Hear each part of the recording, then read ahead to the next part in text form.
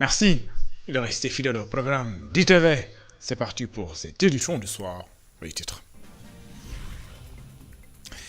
Affaire Softcare, suite et pas franc, le SAMES, SUTSAS, ARP prennent la parole après donc la sortie du ministre de la Santé de l'Hygiène publique. Pour les syndicalistes, il y avait bel et bien des produits périmés lors de l'inspection de l'entreprise. La jonction de lutte d'ailleurs réclame une enquête indépendante sur cette situation. À Mboro, 2 villages veulent être délocalisés pour cause de la présence donc des ICS, les industries chimiques du Sénégal. Ces habitants disent être en danger et les risques sanitaires sont énormes pour leurs enfants. Ces derniers demandent aux autorités d'agir avant que l'irréparable ne se produise. Dans cette édition également, nous allons parler donc de la Fédération des femmes transformatrices de Keur Madiabel. Ces dernières ont mis le curseur sur l'industrialisation à l'occasion de la journée internationale dédiée aux droits des femmes. Ces dernières veulent que l'État du Sénégal accélère la politique d'industrialisation. Voilà pour les titres. Le développement, c'est dans une poignée de secondes.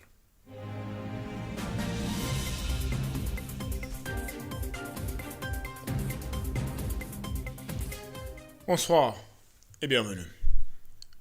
L'affaire Softcare est loin de connaître son épilogue. Cette fois-ci, c'est la jonction de lutte du SAMES et SUTSAS section, agence de régulation pharmaceutique, qui élève la voix. Ses membres estiment qu'il y avait bel et bien des produits périmés lors de l'inspection de l'entreprise. Ils se demandent d'ailleurs si le ministre de la Santé et de l'Hygiène publique n'est pas le porte-parole ou même le responsable commercial de la dite entreprise. Ces derniers réclament une enquête indépendante pour faire la lumière sur cette affaire. Ndeye Fall et Moussadia. La jonction de lutte SAMES-SUTSAS et de l'ARP hausse le ton après la sortie du ministre de la Santé et de l'Hygiène publique. Selon ces syndicats, une centaine de kilogrammes de produits périmés ont bel et bien été découverts lors de l'inspection de l'entreprise Softcare. Le discours du ministre n'a pas éclairé les Sénégalais sur cette histoire. Et les questions qu'on se pose, le ministre de la Santé et de l'Hygiène publique serait-il converti en un agent commercial de Softcare ou n'est-il pas actionnaire dans cette entreprise? Contrairement à l'affirmation du ministre, nous confirmons sans ambiguïté la présence de matières premières périmées dans l'enceinte de production de couches et serviettes hygiéniques en compagnie des gendarmes. Le SAMES, le SUTSAS et l'ARP demandent la mise en place d'une commission d'enquête indépendante impliquant notamment l'OFNAC et l'inspection générale d'État. Il s'agit, selon les syndicats, d'une menace pour la sécurité sanitaire des populations. Nous demandons la mise en place d'une commission d'enquête indépendante impliquant l'OFNAC et l'inspection générale de l'État. Un audit complet des procédures d'homologation, d'inspection et de délivrance des certificats au sein de l'ARP. La jonction de lutte SAMES, SUTSAS et ARP dénonce également la situation chaotique de l'agence de réglementation pharmaceutique avec plusieurs dysfonctionnements. La direction de l'ARP est accusée de népotisme, de recrutement clientéliste, d'agents au profil inapproprié et de mauvaises pratiques. Cette crise révèle les dysfonctionnements profonds dans la gouvernance de l'Agence sénégalaise de réglementation pharmaceutique. Ces syndicats annoncent une grève commune à Dakar en premier lieu. Une grève nationale va suivre. Un préavis de grève sera déposé dans les prochains jours. Ndeye Fall, 2 villages de la commune de Mboro exigent leur délocalisation pour cause la présence des ICS à leur côté. Ces derniers estiment faire face à plusieurs difficultés, notamment à des problèmes de santé.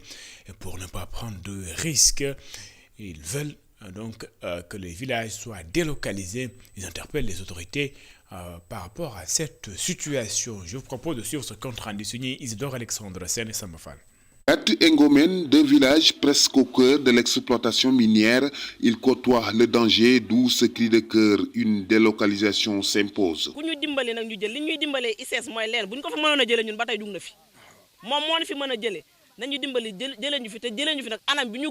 Ici, les activités minières ont fini de déteindre sur le quotidien des habitants de Gat et Ngomène. L'environnement y est pollué. Nous venons aujourd'hui dans un environnement fortement dégradé par les activités minières et industrielles. Des analyses environnementales menées par les experts ont été révélées des niveaux élevés de pollution de l'air, des sols et des eaux. Il y a cela quelques mois, l'État avait engagé les autorités administratives de la zone. Lorsque d'une visite officielle dans la zone, le ministre des Industries et des Mines, M. Birame Souleye Diop, et le ministre de l'Environnement, Daouda Ngom, avaient instruit aux ICS Indorama, en collaboration avec les autorités administratives et les communautés locales, d'engager des discussions en vue de la délocalisation des villages Gad et Ngomène. Rappelons que les villages de Gad et Ngomène se trouvent dans la commune de Mboro, département de Tivaouane. Et puis à Kolda, c'est le président du Haut Conseil du dialogue social qui a pris la parole. C'est pour se prononcer sur la crise au sommet de l'État ou les divergences politiques entre le Premier ministre et le président de la République, ou même de divergences de points de vue sur le plan politique. Mais Dianté a une solution, les prières. Il demandait aux guides religieux de prier pour la paix entre les deux hommes. Je vous propose de l'écouter. Il s'exprimait en marge d'une conférence célébrant ici la journée internationale dédiée aux droits des femmes à Kolda. Il est ici au micro de Seydou Diatta. Nous avons en charge une institution de médiation. Notre rôle n'est pas de prendre position. Notre rôle n'est pas d'en rajouter. Notre rôle, c'est de concilier les positions selon la volonté des autorités elles-mêmes, mais selon la volonté des Sénégalais. Et de demander à tous ceux qui ont les pouvoirs de faire des prières exaucées, de formuler des prières pour que l'unité soit au rendez-vous. Et que tout ce qui peut provoquer une certaine fissure, que le Tout-Puissant puisse l'éloigner de nous, l'éloigner des concernés eux-mêmes, parce qu'en réalité, l'avenir et l'intérêt des Sénégalais se retrouvent dans ce qu'on appelle communément le tandem. Et rien ne doit pouvoir fissurer donc, ce tandem. C'est pourquoi nous avons tendu nos bras pour que des prières soient formulées afin que les esprits puissent se retrouver. Pendant ce temps, les femmes de la coalition Diomaye président se disent prêtes donc à accompagner le chef de l'État dans le cadre de sa mission, notamment politique. Ces dernières entendent installer des cellules dans toutes les régions du Sénégal, regrouper un maximum de femmes pour soutenir la coalition Diomaye président, et les chefs de l'État se disent déterminés à accompagner Bassirou Diomaye Diakhar Faye dans le cadre de sa mission. Je vous propose de suivre les explications de Mame Koumba Diop, et des responsables des femmes de la coalition Diomaye président. Il est ici au micro de Moussa Dia. Et vous allez voir que toutes les femmes du Sénégal sont derrière le président Bassirou Diomaye Faye. Ceci n'est qu'un petit groupe de sa coalition. Parce que nous avons demandé à la plupart des régions de ne pas venir compte tenu de Ramadan et pour ne pas avoir donc à leur poser des contraintes. Mais l'essentiel des représentantes de ces partis dans les départements ont été présentes. Ce que nous vivons aujourd'hui dans cette République est inacceptable. La dégradation des valeurs. Aujourd'hui, quand dans une République, n'importe qui se lève pour attaquer un président de la République, déchirer la photo d'un président de la République, un petit député qui se permet d'insulter des ministres en pleine assemblée, c'est inacceptable. C'est l'image que nous voulons donner à notre jeunesse. Et nous, en tant que maire, nous œuvrons pour que cela cesse. Nous voulons que ce pays retrouve sa sérénité, que les familles retrouvent leur dignité. Mais les jeunes maintenant sont laissés à eux-mêmes Parce que l'exemple qu'ils voient à travers les autorités est inacceptable. Et quel sera le rôle sera joué par les femmes de la coalition? Les femmes de la coalition vont massifier, vont aller à la base, vont discuter, vont échanger, vont parler du président de la République jusqu'au Sénégal le plus profond, pour que les gens prennent conscience que ce pays, nous devons le remettre au président Bassirou Diomaye Faye, parce qu'il incarne des valeurs. Hier, il a surpris plus d'un. Voilà quelqu'un qui est très humble, qui est très digne, qui est reconnaissant envers la coalition.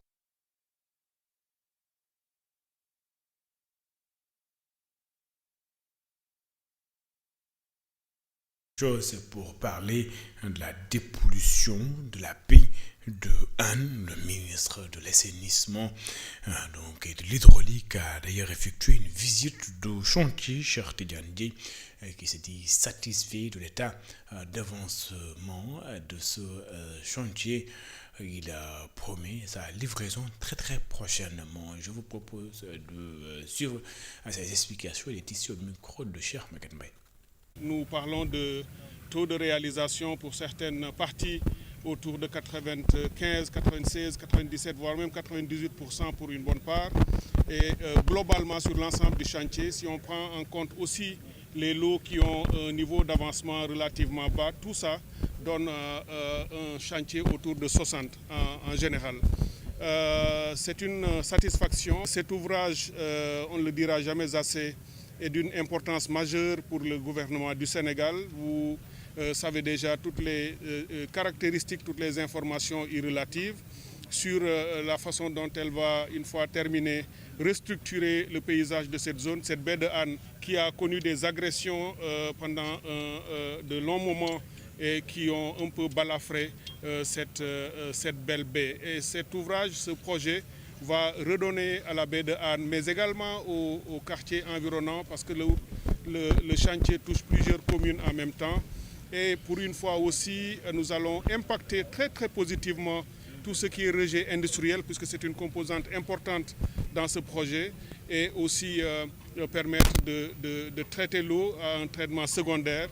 Et l'eau serait rejetée à plus de 2 km, puisque la conduite d'amener est déjà installée. Il ne me reste plus que les raccordements. D'ici fin 2026, on devrait pouvoir recevoir les effluents. Et après, il restera l'eau sur l'émissaire qui est en cours d'évolution aussi, puisque la convention, sans doute dans les prochaines semaines, pourra être signée. Et on espère que le chantier finira et sera mis en service en 2027. Les femmes, ou la Fédération des femmes transformatrices de céréales, a d'ailleurs profité de la journée dédiée aux femmes pour faire un plaidoyer par rapport à l'industrialisation de leur secteur pour ces femmes.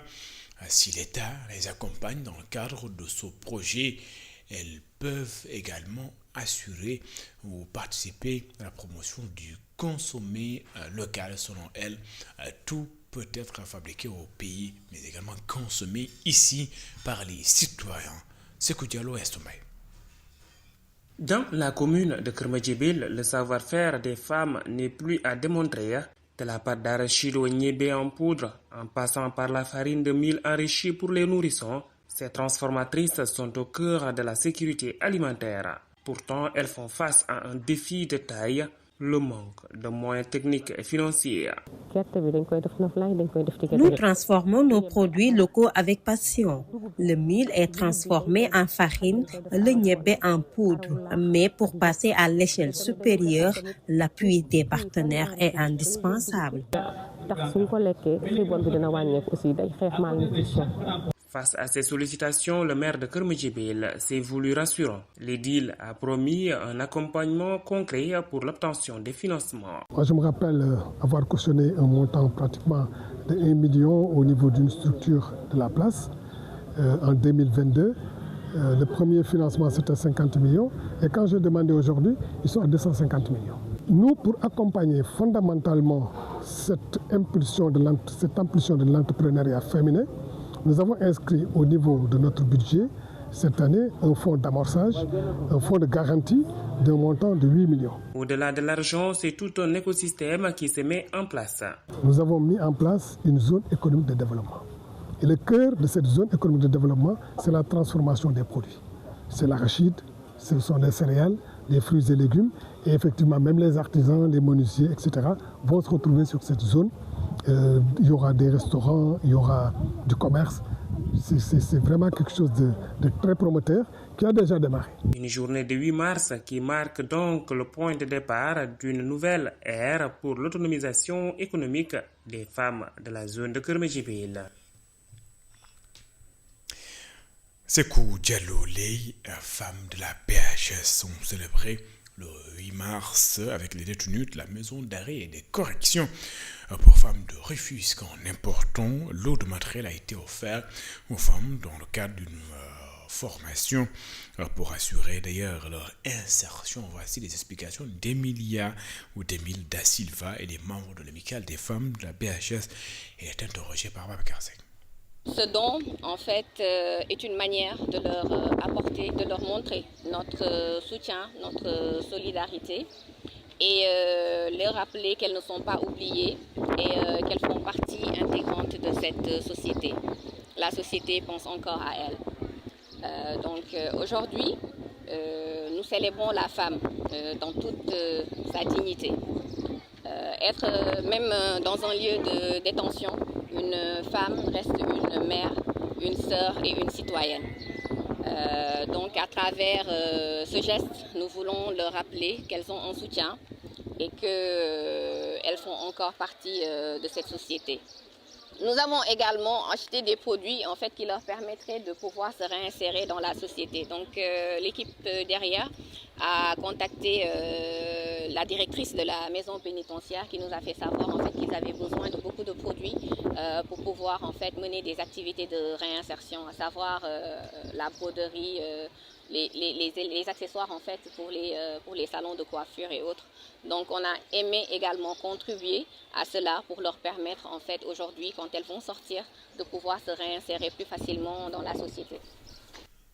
À Bourg, cette alerte donc du directeur général de l'agence immobilière Pamtare qui estime que l'essentiel du budget de cette pouponnière vient des donateurs étrangers. Il estime que les Sénégalais doivent mettre la main à la pâte et également participer à financer ou appuyer cette pouponnière pour le bien-être des enfants. Il a d'ailleurs profité de l'événement pour offrir un important lot donc à la pouponnière. Je vous propose de suivre ce compte rendu de Muntagakan et de Mamadou Ba. L'âme la plus insensible peut être touchée devant le spectacle de ces enfants fragiles et innocents, abandonnés par le sort. Le plus désolant dans cette affaire reste le manque de soutien de la population locale. Un des bienfaiteurs de cette pouponnière tire ainsi la sonnette d'alarme. Il faut savoir que les pensionnaires de cette pouponnière seront peut-être demain des membres de nos familles, d'une manière ou d'une autre. Ces enfants sont des nôtres et chacun devrait apporter sa contribution. Même si nous ne pouvons pas réagir chaque mois, nous pouvons au moins apporter un soutien une fois par an. Les parents de certains de ces enfants vivent dans une grande précarité. D'autres sont décédés ou inconnus. Si nous ne nous occupons pas d'eux, qui le fera à notre place? Aujourd'hui, près de 99% des apports proviennent de donateurs européens. Si les entrepreneurs, les agents immobiliers et les commerçants de Bourg cotisaient chacun 5 000 francs par mois, il serait possible de récolter entre 1 et 3 millions de francs. Cette somme pourrait suffire à assurer l'alimentation des enfants. Vous devez 5 000 francs, 1 million, 2 millions, 3 millions par mois. Face à cette réalité préoccupante, la prise en charge de ces enfants interpelle chaque citoyen, car le bien-être de ces enfants, qui représente aussi l'avenir de la communauté, est une responsabilité collective. La Ligue sénégalaise de football professionnel et OneXBet ont d'ailleurs signé une convention de partenariat, un sponsoring pour la promotion et la vulgarisation de la Coupe de la Ligue 2025-2026. À travers ce partenariat, la Ligue sénégalaise de football professionnel veut apporter, OneXBet plutôt va apporter sa contribution à la promotion du talent et aux professionnalisation de l'écosystème du football. OneXBet qui s'engage à accompagner davantage le football sénégalais Un partenariat salué par le président de la Ligue sénégalaise de football professionnel, Babacar Ndiaye, qui annonce d'ailleurs l'arrivée d'autres partenaires pour faire encore rayonner le football sénégalais. Nous écoutons tour à tour les explications de Maître Thiam. Il est le secrétaire général de OneXBT, de Babacar Ndiaye, président de la Ligue sénégalaise de football professionnel. Ils sont ici au micro de Cheikh Tidiane Diouf et Djibril Gabissaro. Cette convention que nous signons aujourd'hui n'est pas seulement un accord de sponsoring. Elle traduit une vision commune, celle de soutenir durablement le football professionnel sénégalais, d'accompagner les clubs, de valoriser les compétitions nationales et de contribuer à renforcer l'attractivité de notre championnat. Le football est bien plus qu'un sport au Sénégal. Il est un puissant vecteur d'unité nationale, de passion populaire et d'opportunités pour notre jeunesse. En accompagnant la Coupe de la Ligue professionnelle chez le Président, notre entreprise souhaite apporter sa contribution à la promotion du talent, à la professionnalisation de l'écosystème du football et au rayonnement de notre championnat. Nous sommes conscients, Monsieur le Président, que vous avez pertinemment compris que le championnat professionnel du football doit être l'industrie qui fait éclore les talents en vue d'une équipe nationale forte. C'est un partenariat stratégique qui arrive à point pour la Coupe de la Ligue. Ce partenariat témoigne de l'attractivité croissante de nos compétitions et de la dynamique positive dans laquelle s'inscrit notre football local. La Coupe de la Ligue, elle n'est pas seulement une compétition dans notre calendrier. Elle s'inscrit dans une vision claire, celle de renforcer la compétitivité de nos clubs, du rajeunissement des joueurs et surtout d'offrir davantage d'opportunités à nos jeunes joueurs. Assurer à XBET que votre marque est en de bonnes mains et nous ferons tout pour avoir la meilleure activation possible. C'est la fin de cette édition. Merci de l'avoir suivi. Excellent suite de programme sur les antennes. Dites le rendez-vous, vous le connaissez, vous le maîtrisez désormais. Iftar, ça c'est à 22h, rond-point HLM, Rayof. Ce soir, nous recevons l'ancien ministre Serigne Modou Diagne Fada, président également de LDR Yessal. Iftar, c'est bien sûr avec Didier Boub, c'est sa team. À tout de suite.